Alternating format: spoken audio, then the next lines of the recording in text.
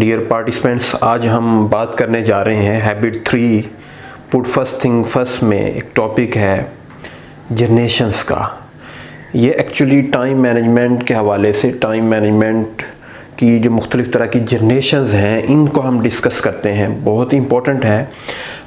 एक वक्त में इसको जो फर्स्ट जनरेशन थी इस पे बात की जाती है कि चेक लिस्ट, इसको लोग यूज़ करते हैं, मैनेज करते हैं, साथ साथ लेकर चल रहे होते हैं।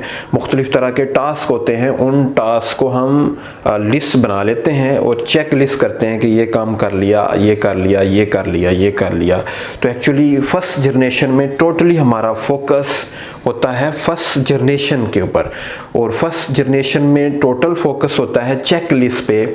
और मिसाल के तौर पर अगर हमने असाइनमेंट जमा करवानी है, बिल जमा करवाना है, उसके साथ हमने मेडिसिन लेने जानी है, इस तरह के डिफरेंट मुख्तलिफ़ तरह के टास्क की लिस्ट बना लेते हैं। तो जब ये पहला टास्क होता है लिस्ट कर देते हैं, फिर दूसरे टास्क को लिस्ट चेक कर देते हैं, फिर तीसरे को, चौथे को, पांचवें को, इस तरह ये चेक लिस्ट के तौर पर होता है। इसमें हम टाइम को मेंशन नहीं करते, डेट को मेंशन नहीं करते, ज़्यादा फोकस हमारा चेक लिस्ट पे होता है कि काम कर दिए हैं तो ठीक है। फिर दूसरे नंबर पर जो इसमें बहुत इंपॉर्टेंट है, चैलेंज आ रहा होता है कि फ्यूचर में कोई अपॉइंटमेंट्स हैं जो हमने देनी होती हैं। मीन कि आज फर्स्ट है और 15 को कोई बर्थडे पार्टी है, 13 को हमने वेडिंग सेरेमनी पे जाना है, कोई असाइनमेंट की सबमिशन की डेट है। तो इस तरह के डिफरेंट टास्क को हम फिर अपॉइंटमेंट्स और कैलेंडर और डायरी का यूज़ करते हुए फ्यूचर के जो टास्क होते हैं जो डेट के साथ लिंक होते हैं उनको हम डेट के साथ लिंक कर देते हैं, और अपॉइंटमेंट, कैलेंडर और डायरी में हम मेंशन कर देते हैं कि 15 को मैंने ये काम करना है, 13 को ये करना है, 18 को हमने ये करना है, जबकि आज फर्स्ट है।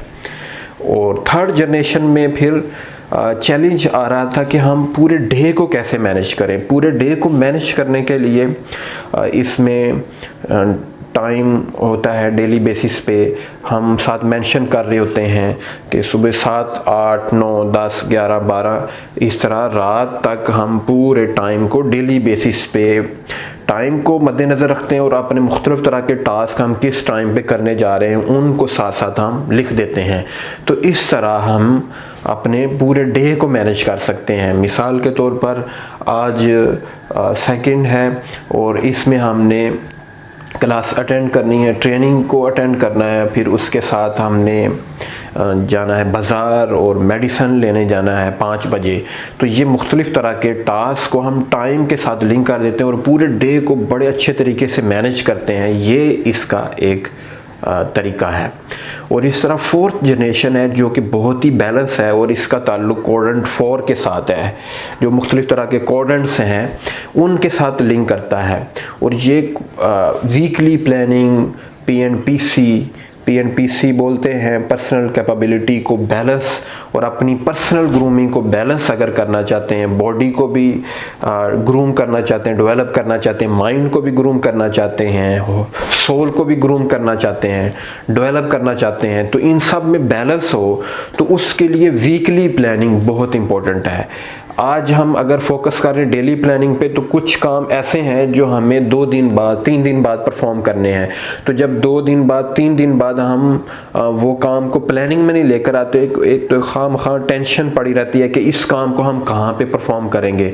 तो इस तरह वीकली प्लानिंग में, जिस तरह नज़र आ रहा है आपको कि वीकली प्लानिंग में हम मंडे, ट्यूसडे, वेंसडे, तो इसका दिनों के हिसाब से और साथ टाइम के हिसाब से इसकी स्लॉट्स बना लेते हैं, और फिर जो जो काम करना होता है फ्यूचर के जो टास्क हैं वो सारे हम मेंशन कर देते हैं।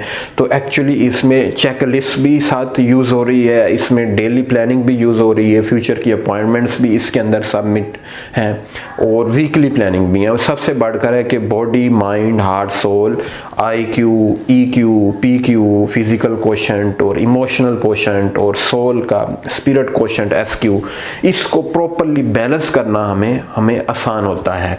तो ये हमारी 4 जनरेशंस हैं। इन कोई भी शख्स जो बैलेंस लाइफ बसर करना चाहता है, जो लीडरशिप के लेवल पर जाना चाहता है, तो वीकली ऑर्गेनाइजर को यूज़ करना होगा, वीकली टाइमर को यूज़ करना होगा, वीकली स्केड्यूल को बनाकर इसको यूज़ करना होगा।